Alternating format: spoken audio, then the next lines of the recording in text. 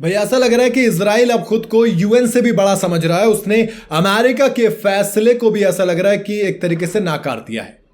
Lebanon से peace keeping force ही हटाने के लिए ऑर्डर दे दिया उसने। तो भाई इजराइल के पीएम यानी कि बेंजामिन नेतन्याहू ने लेबनान में मौजूद यूनाइटेड नेशन की इंटर्म फोर्सेस यानी कि जो लेबनान के अंदर है यूनिफिल जिसे कहा जाता है, पीस कीपर्स, उन पर जानबूझकर हमला करने के आरोपों को नाकार दिया है, अटैक कर दिया था। इस बात को उन्होंने एकदम गलत बताया। नेतन्याहू ने कॉम्बैट जोन से यूनिफिल को हटाने के लिए कहा है कि भैया हम तो वार करेंगे, आप हटा लीजिए, जानबूझकर हमने नहीं किया लेकिन फिर भी आप हटा लीजिए।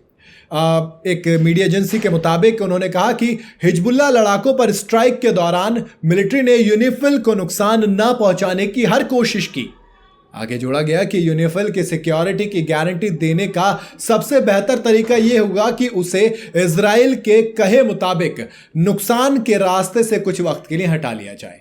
यानी कि उन्होंने कहा कि हम तो सीधे चलेंगे, अगर रास्ते में आएगा तो मार देंगे, आप हटा लीजिए। बाद में यूनिफिल मिशन के स्पोक पर्सन ने ट्विटर पर इसके बारे में एक वीडियो मैसेज भी पोस्ट किया और कहा कि हम रुक रहे हैं, हम लेबनान के दक्षिण में हैं, जैसे कि सिक्योरिटी काउंसिल का मैंडेट है, इसलिए ये जरूरी हो जाता है कि इस एरिया में इंटरनेशनल रोल कर रहे और यूनाइटेड नेशन का झंडा यहां मौजूद रहे। भाई सही बात है। एंड्रे ट्रिटन ने आगे कहा कि हमारे ट्रूप्स पर जानबूझकर कुछ हमले किए गए, सभी पक्षों की जिम्मेदारी है कि वो पीस कीपर्स की सिक्योरिटी करें और हमारे ट्रूप्स की सिक्योरिटी भी उसका भी वो ध्यान दें। दरअसल हाल ही में खबर आई थी कि इजराइल हमले में लेबनान में मौजूद पीस कीपिंग फोर्स के कुछ सिक्योरिटी पर्सनल्स घायल हो गए हैं, जिसे लेकर कई सारे देशों के साथ साथ इंडिया ने भी आपत्ति जताई थी। इसे लेकर एक संयुक्त बयान भी जारी किया गया था जिसमें लेबनान में मौजूद पीस कीपर्स पर हुए हमले के खिलाफ आवाज उठाई गई थी। 11 अक्टूबर को पीस कीपिंग फोर्स के 2 सैनिक घायल हो गए थे जो श्रीलंका से ताल्लुक रखते थे। बताया जा रहा है कि इजरायली हमले में ब्लू लाइन पर तैनात पीस कीपिंग फोर्स के 5 सैनिक घायल हुए हैं, जिसे लेकर 12 अक्टूबर को यूनाइटेड नेशन में इंडिया की स्थायी मिशन ने यह भी एक बयान जारी किया था।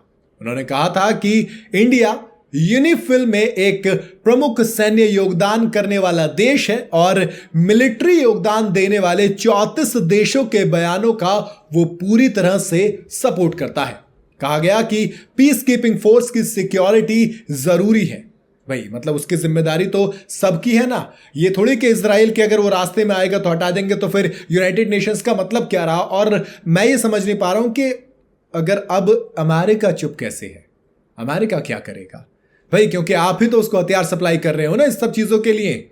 और बड़ी पुरानी कहावत है दोस्त, जब गड्ढा खोदोगे तो एक दिन तो उसमें आप भी गिरोगे ही गिरोगे। और अभी तो ये शुरुआत है, अभी तो आप इजराइल को सपोर्ट कर रहे हो, तो इजराइल आप सामने वाले देश के नाक में दम कर रहा है, लेकिन वो दिन दूर नहीं जब अमेरिका के ही नाक में इजराइल दम करेगा। जिस तरीके का आप में एक एटीट्यूड आ जाता है ना, तो इस टाइम पे बेंजामिन नेतन्याहू का हाल वही है। वो बिल्कुल टेंशन फ्री, उनको सीधा सा मतलब है कि हमारा रास्ता अगर सीधा है तो हम सीधा ही चलेंगे, अगर आपकी कोई चीज आ रही भले से वो अमेरिका की चीज हो तो आप उसको हटाइए, हमारा हमला जारी रहेगा। अब देखते हैं बल्कि अमेरिका इससे किस तरीके से लेता है और क्या अभी भी हथियारों की सप्लाई जारी रहेगी। आपको क्या लगता है किस तरीके से हैंडल करना चाहिए सिचुएशन को, आप अपनी राय कमेंट में जरूर बताइएगा। वीडियो अगर आपको पसंद आई हो तो इसे लाइक और शेयर जरूर करें, जाते जाते चैनल को फॉलो और सब्सक्राइब जरूर करते जाइएगा।